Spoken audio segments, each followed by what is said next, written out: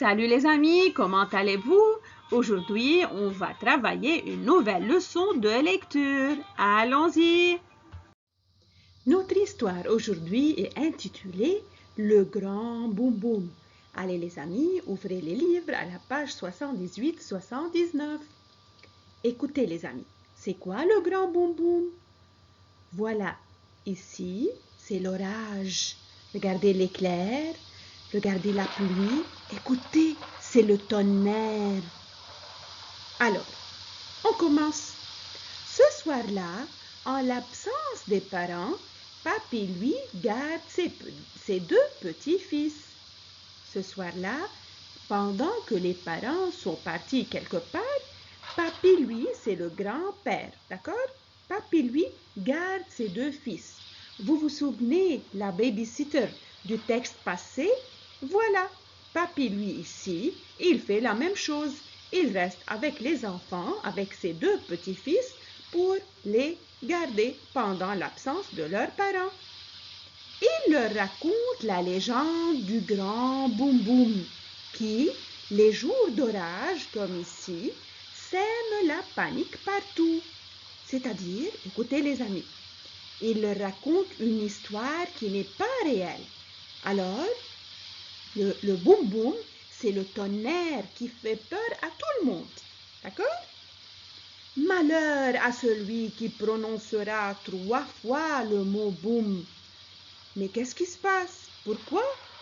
Gare à lui, mais pourquoi gare à lui? Le grand boum boum viendra alors lui flanquer une fessée. Regardez. Voilà. Regardez ici, on frappe les petits enfants sur cette partie de leur corps. On dit qu'on leur flanque une fessée. D'accord? Le grand boum boum flanque des fessées à celui qui prononce 3 fois le mot boum. L'histoire est terminée et maintenant, il est temps pour les garçons de dormir. Allez les garçons, dodo! Avant de commencer notre texte, il faut toujours revenir à la page 97 de notre livre pour regarder le bilan d'une aventure effrayante. D'accord? Voilà, une nouvelle aventure effrayante intitulée Le Grand Boum Boum. On commence notre texte.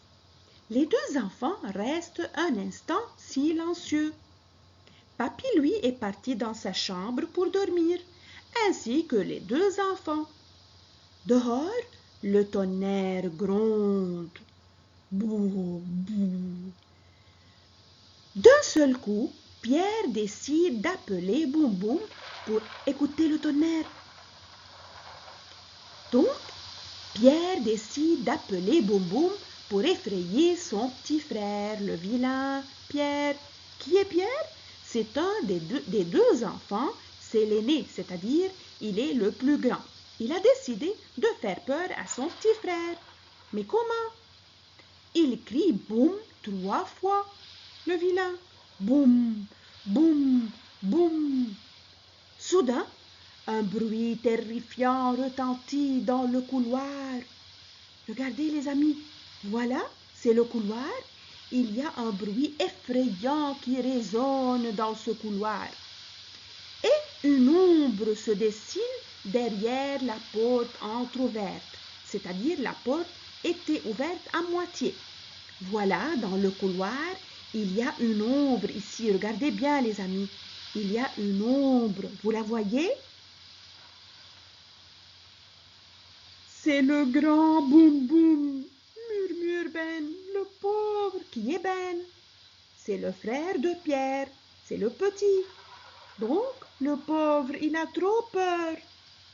Alors les amis, écoutez, c'est la première partie de l'aventure effrayante où on a parlé de ce qui fait peur. D'accord? Donc les amis, écoutez, c'est le tonnerre, la pluie. Voilà, Pierre ne répond pas à Ben, le pauvre Ben. Terrorisé, c'est-à-dire complètement effrayé. Il tremble de la tête aux pieds. Voilà, celui-là, comment il tremble. Son petit frère le secoue, c'est-à-dire il le fait bouger, il le secoue. Il faut faire quelque chose, je n'ai pas envie de me recevoir une fessée, moi. Le pauvre, il est complètement effrayé, mais qu'est-ce qu'il va faire? Il demande le secours de son frère Pierre. Mais Pierre, il est vilain, n'est-ce pas les amis? Il est très vilain. Mais je ne sais pas quoi faire, dit Pierre. Donc Pierre aussi, il a trop peur comme Ben, n'est-ce pas? Il a voulu au début de faire peur à son frère, à son petit frère. Maintenant, lui aussi, il a peur, il est effrayé, il ne peut pas parler bien. Vous voyez comment? Arrivons aux questions, allons-y. Numéro 1A. Lis les lignes de présentation en italique. Écoutez les amis. Au début, avant de commencer le texte, il y a un petit paragraphe où les mots sont écrits par des lettres obliques. Ils sont tournés un peu. Donc, on dit ils sont présentés en italique. D'accord? B.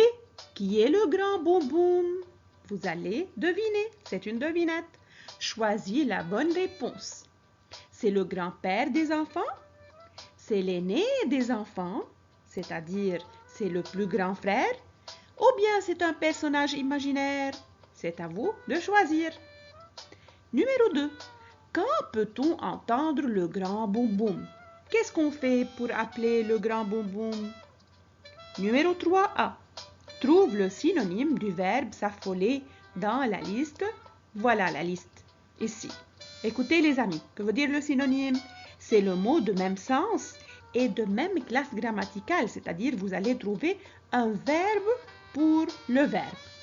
C'est crier, se calmer, se fâcher ou bien paniquer.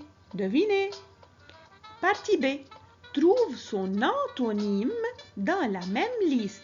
Regardez bien. Le contraire de s'affoler, c'est crier, se calmer, se fâcher ou bien paniquer. Numéro 4. Être terrorisé, c'est-à-dire quoi? C'est avoir très peur, c'est ne plus pouvoir parler ou bien ne plus bouger. Vous allez choisir. Numéro 5. Repère dans le texte, c'est-à-dire tu vas chercher, tu vas enlever tout. Quoi? Tous les éléments qui font peur aux enfants, c'est-à-dire les bruits, n'est-ce pas? Vous allez chercher dans le texte et vous allez les relever. Après, repère dans le texte les expressions qui décrivent la peur des personnages. Par exemple, on peut dire « J'ai la chair de poule ». D'accord? Vous allez chercher. Maintenant, les amis, c'est à vous de bien lire le texte et de travailler ces questions. À bientôt, mes chers!